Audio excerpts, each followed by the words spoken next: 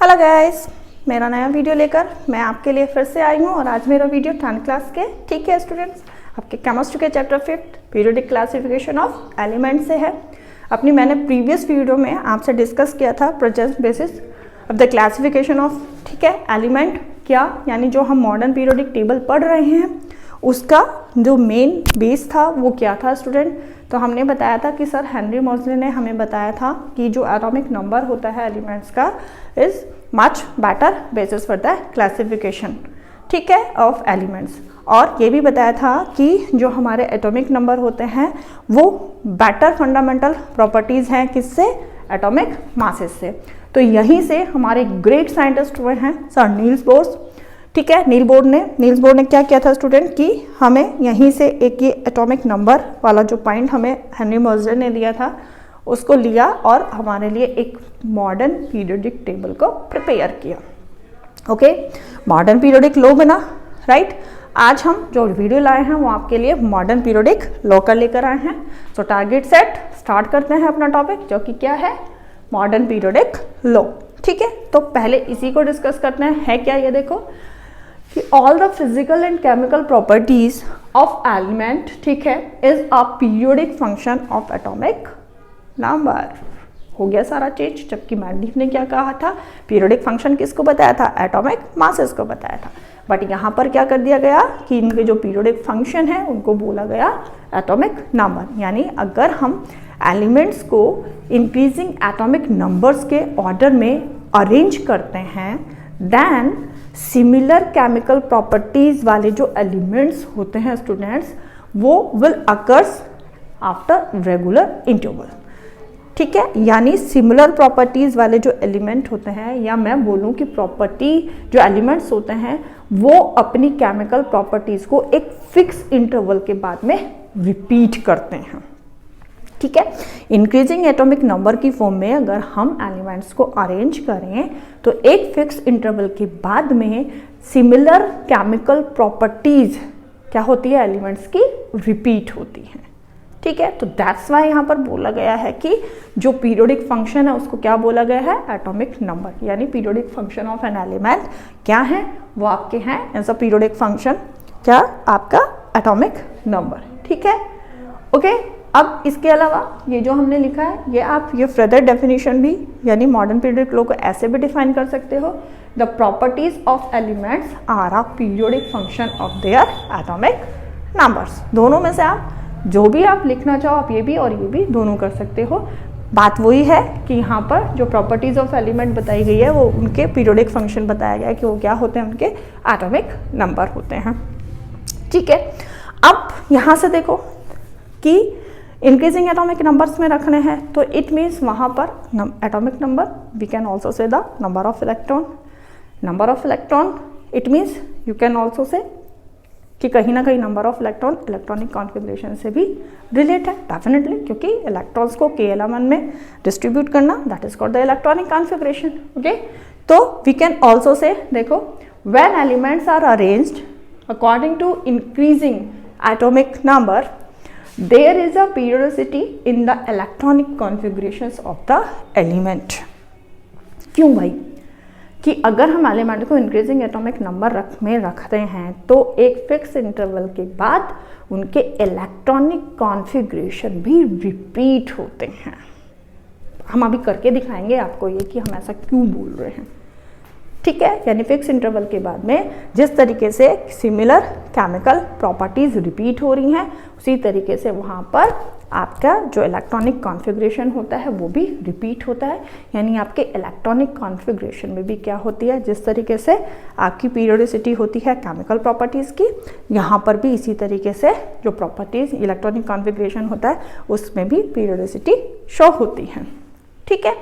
Okay, अब भाई chemical properties बोली है हमने कि केमिकल प्रॉपर्टीज़ रिपीट हो रही हैं, तो chemical properties directly depend on the electrons. हमारे इलेक्ट्रॉन से तो हमारे जो एलिमेंट्स होते हैं उनकी केमिकल प्रॉपर्टीज़ को डिसाइड करते हैं। तो जब वो सिमिलर है, वो रिपीट हो रहा है, तो इलेक्ट्रॉनिक कॉन्फ़िगरेशन भी क्या होगा, रिपीट होगा। हम यहाँ पर आपके फर्स्ट 20 एलिमेंट्स का इलेक्ट्रॉनिक कॉन्फ़िगरेशन लिखेंगे, जिसमें से आपके हम हाइड्रोजन ठीक है।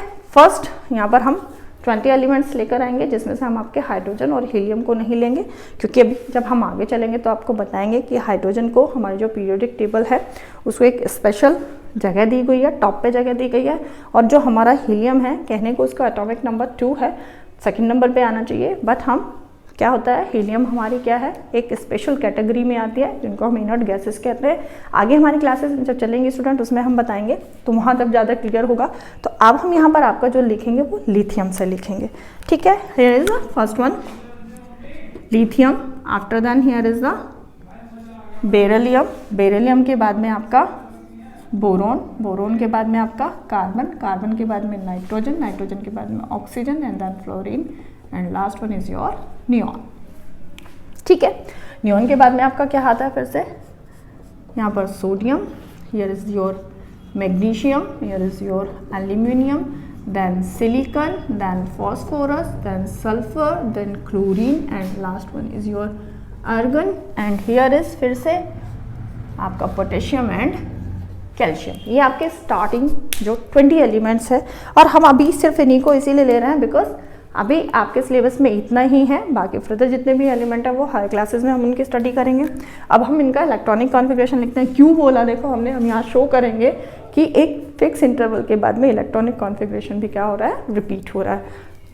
और यहाँ पर हम इलेक्ट्रॉनिक कॉन्फ़िगरेशन मीन्स हमारे वैलेंस इलेक्ट्रॉन, ओके। तो लिथियम के पास में आपको पता है ये 3, तो यहाँ पर 2 1, here is the 4, so 2 2 5, here is the 2 3 6 2 4 7 2 5, here is the 8 2 6, here is the 9 2 7 and last one 10, it means 2 8.